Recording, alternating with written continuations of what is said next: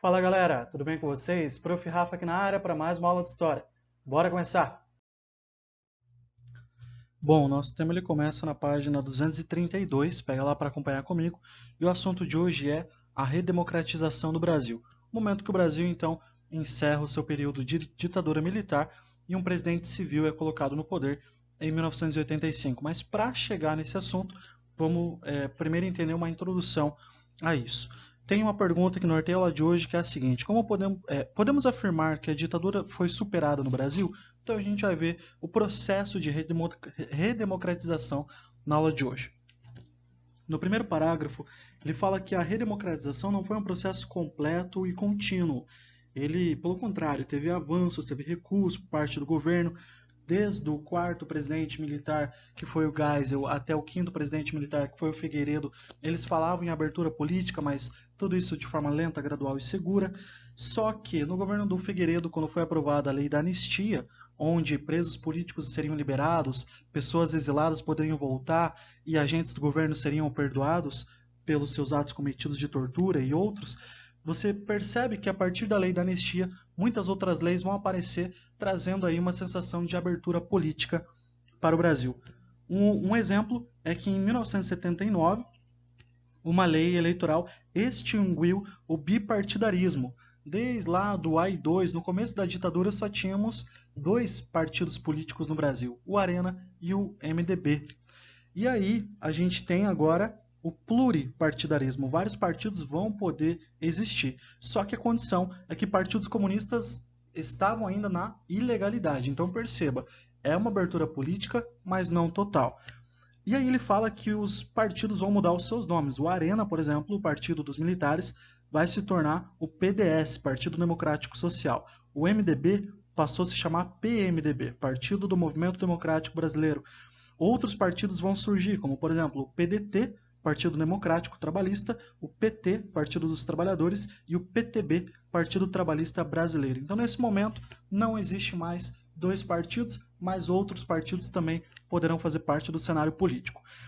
Acompanhando essa onda de abertura política, em 1983, quase no final ali do governo do Figueiredo, Dante de Oliveira, do PMDB, apresentou no Congresso um projeto para que o presidente do Brasil fosse eleito de forma direta, ou seja, que a população fosse e votasse.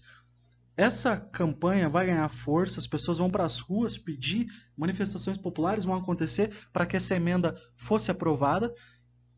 Essa campanha, essas manifestações serão chamadas de movimento das diretas já, entre 1983 e 84, mas mesmo com toda a mobilização nacional, essa emenda ela não foi aprovada. Então, ainda o próximo presidente seria eleito de forma indireta. Os próprios políticos, a própria cúpula governamental escolheria quem seria o próximo presidente. Nesse caso, quando acaba o governo do Figueiredo, eles decidem então abrir a política brasileira para que um novo presidente fosse colocado no poder, só que não militar, mas sim civil. E aí os políticos que lá estavam começam a fazer suas campanhas. E a gente tem aqui o Paulo Maluf, representado pelo PDS, que era o antigo Arena. Então o Paulo Maluf era o indicado a presidente pelos militares, ele era um civil, contra, versus Tancredo Neves, que era governador de Minas Gerais, e ele estava pelo PMDB. Então, era a antiga rixa entre Arena e PMDB, Só que agora é PDS e PMDB. Com 480 votos, Tancredo Neves foi eleito presidente do Brasil de forma indireta, ou seja, os colégios eleitorais fizeram a votação.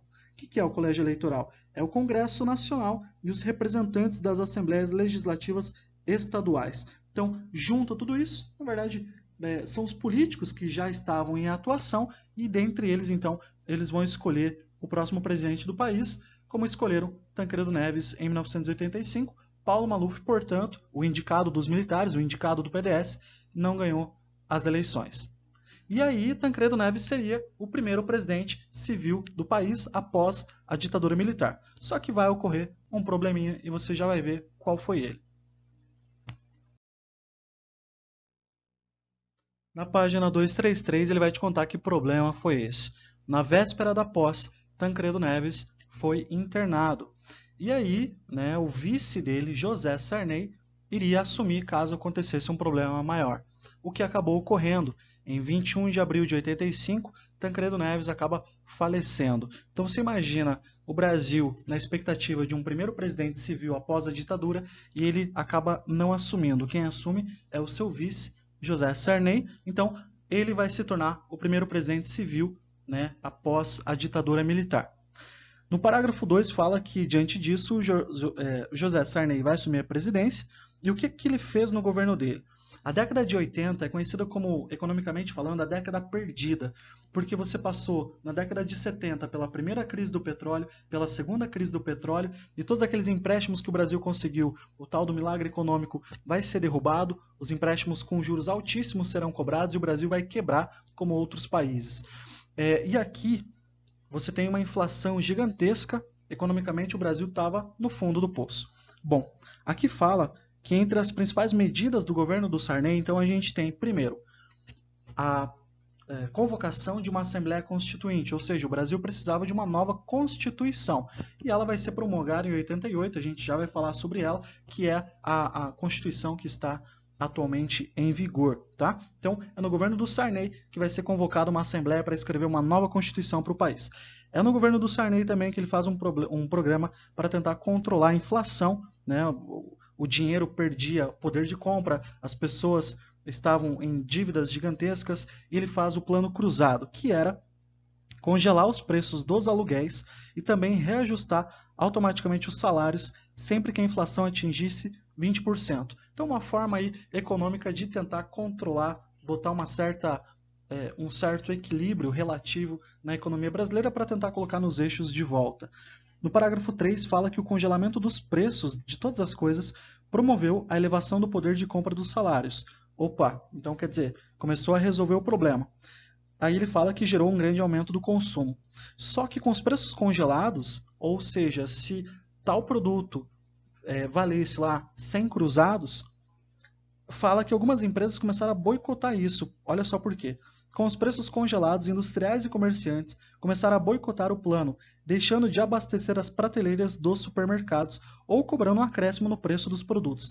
Tais medidas provocaram o retorno da inflação e no final do governo Sarney, os preços eram reajustados em 85% ao mês. Ou seja, todo mês quase dobrava o preço das coisas. Então você perceba que a década de 80, chamada, apelidada de década perdida, não é à toa. É porque a economia do Brasil ela vai patinar durante vários anos e muita gente vai sentir isso no bolso.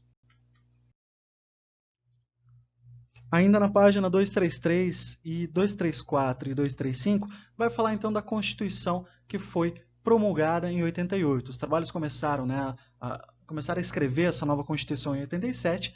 Um ano depois, então, ela é aprovada no governo Sarney em 1988. Constituição essa que é a atual, né, que vigora as leis da Carta Magna do Brasil atual, é a Constituição de 88, também chamada de Constituição Cidadã. Vamos entender o porquê esse nome. Ela vai congregar, ela vai ter no seu conjunto, na sua Assembleia Constituinte, participação popular. Ou seja, não vai ter grupos exclusivos da cúpula do governo escrevendo. Não, teremos várias camadas participando da Assembleia Constituinte. A gente tem nessa Constituição o Brasil voltando a ser uma democracia, a gente tem o reconhecimento das liberdades individuais, da liberdade de expressão, você tem também novas normas de proteção ambiental, você tem reconhecimento de direitos dos povos indígenas e quilombolas. Em relação ao trabalho, você tem uma jornada máxima de 44 horas semanais, aumento da licença maternidade, adicional de férias. No acesso à saúde, fala que na Constituição de 88, o acesso à saúde passou a ser tratado como um direito fundamental do cidadão.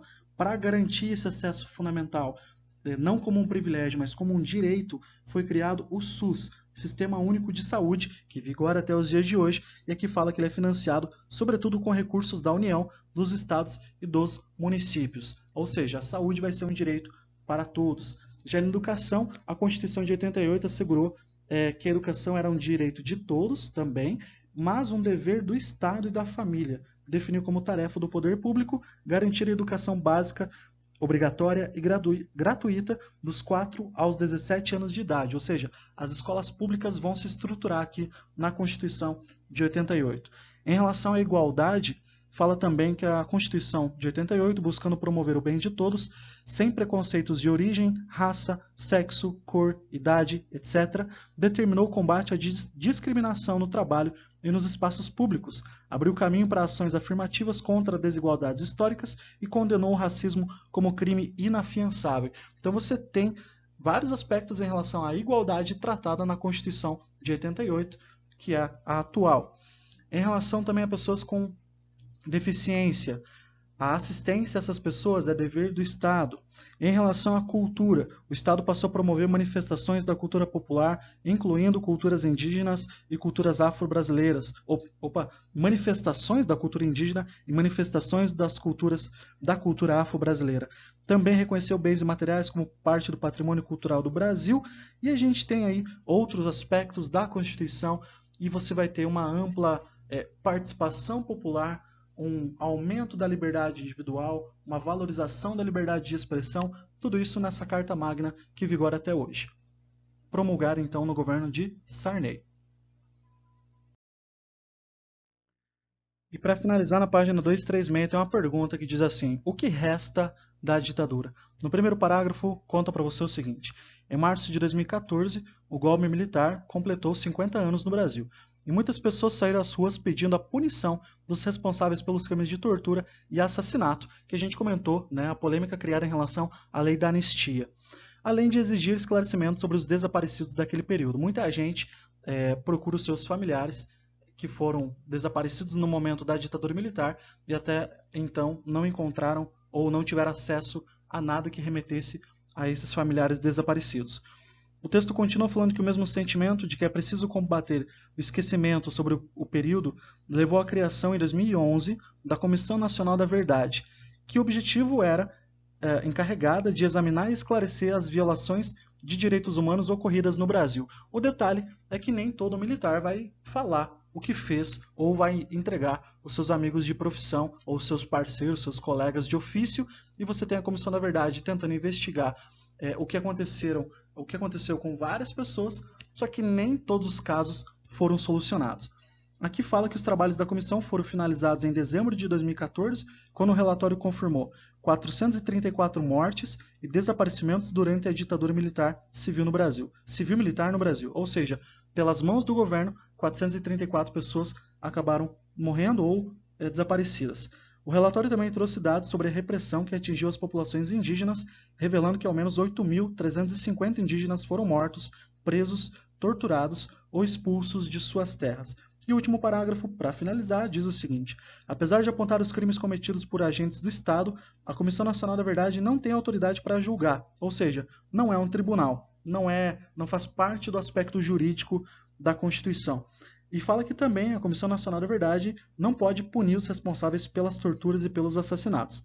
Ainda hoje, diferente de outros países latino-americanos que estiveram sob governos ditatoriais, o Brasil não acertou as contas com esse período violento e obscuro de sua história.